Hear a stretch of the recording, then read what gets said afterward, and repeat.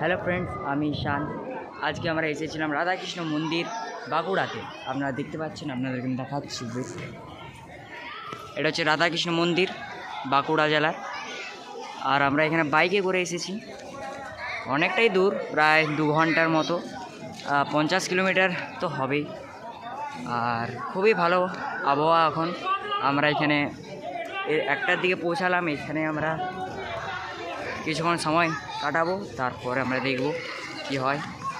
আমি আপনাদেরকে চারিদিকটা ঘুরিয়ে দেখাচ্ছি।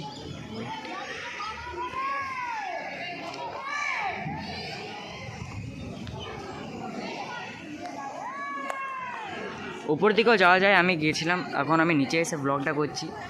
আর আমি ভিডিও করে দিয়েছি, ওটা আমি পরে সেন্ড করে দেবো, পোস্ট করব। বাকি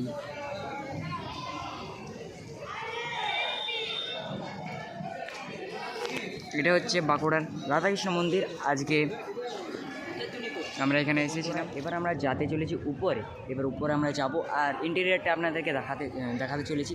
তো চল যাই উপরে।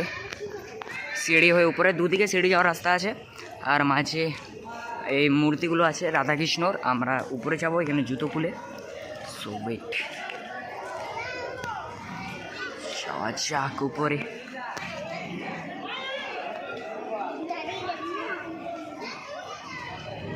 অনেকটাই বড় বটে। আর এখানে এখন বন্ধ করে দিয়েছে, কিছুক্ষণ আগে পুজো হচ্ছিল। আর এখানে এখনও কিছু লোক ছবি তুলছে। আমরা এখানে ব্লগ করতে এসেছি। দেখা যাক, আপনাদেরকে মূর্তিগুলো দেখিয়ে দিচ্ছি। সাইডে একটা মন্দিরও আছে, তো আমি ওইগুলো আপনাদেরকে দেখাবো। একটা বন্ধ করা আছে। এখানে একটা কালী ঠাকুরের মূর্তি ছিল। আর বাকি এখানে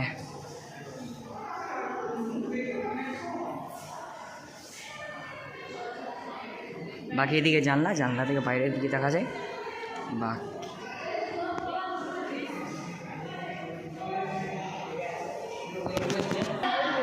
তো আমরা এদিকে সাইডে চলে এসেছি। সাইডেও এদিকে মূর্তি, মানে চারিদিকে এদিকে ঘোরার রাস্তা, সে একই দিকে কানেক্ট হবে, শুধু মূর্তি আলাদা আলাদা আছে। আর এখানে খুবই সুন্দর জায়গা, আপনারা আসতে পারেন এখানে ঘুরতে। বাকি বাস।